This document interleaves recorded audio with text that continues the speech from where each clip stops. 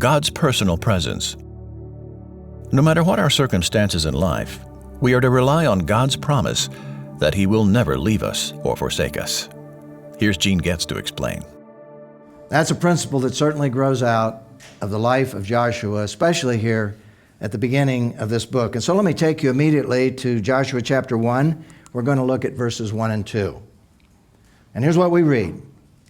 After the death of Moses, the Lord's servant, and of course we all know about Moses. Moses' life is recorded in the first 5 books. He recorded those books and how God used him in a very specific way to lead the children of Israel out of Egypt to Mount Sinai, through the wilderness, and then towards the end of his life, he passed the baton of leadership to Joshua. The Lord did not enable Moses to go in. Not because he didn't love him, but because at the last of his life, he did something that didn't please the Lord. And one of the reasons why he was not allowed to go into the promised land is because God told him to speak to the rock, and he struck it. He was angry. And God said, Moses, I love you, but if I let you get by with this, no telling what the children of Israel are going to do. And so God took him home after he showed him the whole land, and he went home to be with God at the age of 120. A marvelous example of a leader, his eyes not dimmed, and God had used this man in a marvelous way. But here we have now Joshua stepping into those huge, huge sandals, as it were. So, after the death of Moses, the Lord's servant, the Lord spoke to Joshua, son of Nun, who had served Moses. And this is what God said, Moses, my servant, is dead. Now you and all the people prepare to cross over the Jordan to the land that I am giving to the Israelites. If you jump to verse 5, in this passage, you'll read this. No one, Joshua, and here are the encouraging words, no one will be able to stand against you as long as you live. I will be with you, just as I was with Moses. I will not leave you or forsake you. And Joshua really needed those words of encouragement, because his mind obviously would go back in time when the 12 spies went in, and he was one of those spies, he along with Caleb, to spy out the land. And they came back, and Joshua and Caleb said, we can take it, we can do this. And the other 10 said, no, we can't. And there was rebellion, and the majority of Israel followed the 10 rather than following the strength and the courage and the desire to obey God that was demonstrated in the life of Joshua and Caleb. And you know, right then and there, they wanted to stone them. Do you think that Joshua remembers that 40 years before? You better believe it. If somebody's going to pick up stones to stone you, you're never going to forget it. And God stepped in at that point in time, disciplined the children of Israel, defended his servants. But certainly Joshua would remember that. He would also remember the times that they rebelled against Moses, the one who had led them out of the land of Egypt, the one who had pleaded for them when they so rebelled against God that God wanted to wipe them out and start over with Moses. Moses pleaded, and he said, no, don't. Remember, God, your great name. And God relented, changed his mind. And that's hard to understand how the God who's omniscient could change his mind. But we see that element. And so consequently, here's Joshua stepping into these huge shoes, as it were, this huge leadership role. Now, after they have wandered in the wilderness, the older generation paid the price, died in the wilderness, and God says, you're ready to go in. And Joshua, you're going to lead them in. Now, here's something else that Joshua would certainly remember, something that's recorded in Deuteronomy chapter 31, verse 20. And this is what God said in his omniscience. When I bring them into the land I swore to give their fathers, a land flowing with milk and honey, they will eat their fill, and they will prosper. Then notice what God said. They will turn to other gods and worship them, despising me and breaking my covenant. How would you like to be the leader of a group of people that God had already said, I'm going to bless them, but they're going to disobey? They're going to go into idolatry. Joshua knew that. He didn't forget that either. And yet, God says, I've chosen you to lead these people. No wonder he needed encouragement, because he knew that he was leading a rebellious group of people. And even though they were going to support him at the moment, there was going to come a time when they were going to rebel against God, just like they rebelled against Moses. But see, God understood that. And God came to them to encourage them, to help them, to reassure him that he would not abandon Joshua, even though the people of God would abandon the Lord himself.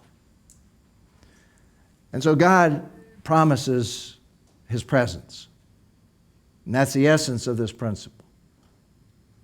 We see this when Jesus sent the 12 apostles, or the apostles, the 11 apostles, and challenged them to go into all the world. And what did he say? Remember, I am with you always, even to the end of the age. God says, I will never, ever forsake you. That's what we read in Hebrews 13:5. Your life should be free from the love of money. Here the focus is on material things. Be satisfied with what you have, for he himself has said, I will never leave you or forsake you. That's a very practical thing that applies to every one of us. God will never forsake us. The world may, we may have needs, we may have challenges, but God said, I will never leave you, I'll never forsake you. Now, having said that, this does not mean, that is, that God will never leave us, never forsake us. This does not mean that when we place our faith in the Lord Jesus Christ, that we will never face problems, even persecution, even potential martyrdom. When God said, I'm never going to leave you or forsake you, it doesn't mean that we'll not face these issues in our life. Paul faced them. You see that in Philippians chapter 1 when he was in prison the first time. He was in chains.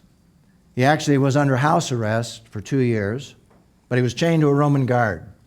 He had freedom to write and to meet people and to talk to people, even though he was in prison.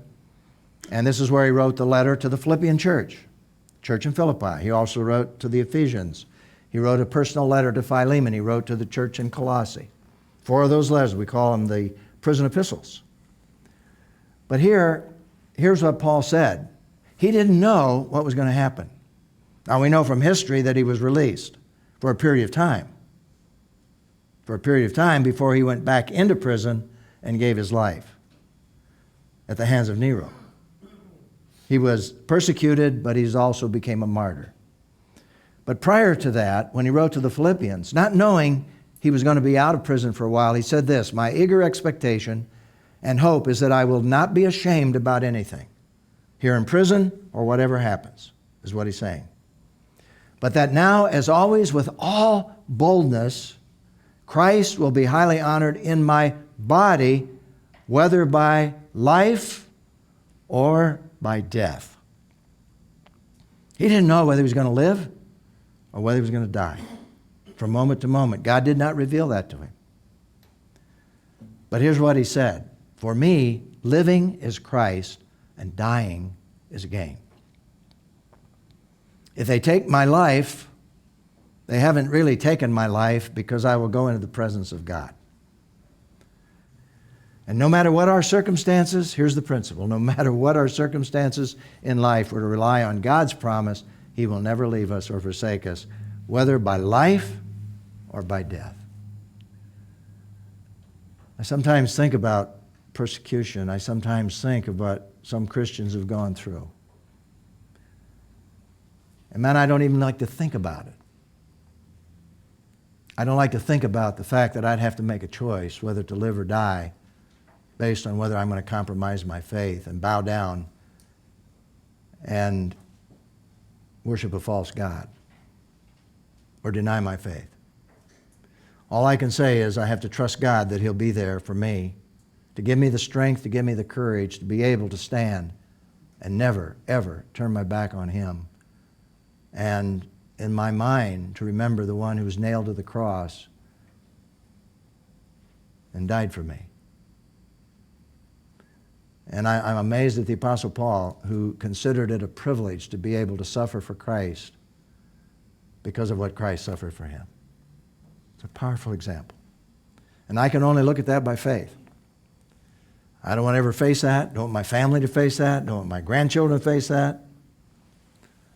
And I take comfort in the fact that Paul said we're to pray for all those who are in authority, kings, whoever they are, that we might live peaceable lives and free from that kind of persecution.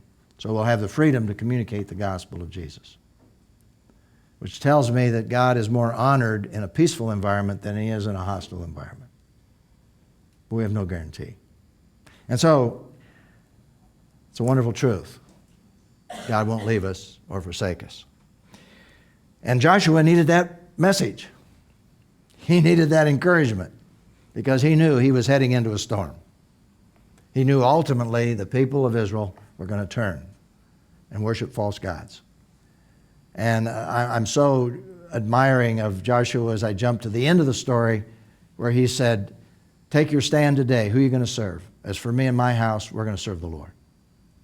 And that's the kind of man he was all his life. And I think all of us need to just ask God to help us to be that kind of men and women who will always stand for Jesus.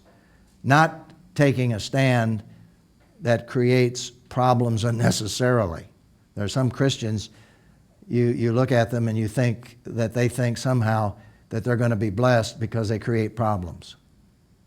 That's not what God's saying. What God is saying is that when we're asked to compromise our faith, we must never compromise our faith in Jesus Christ.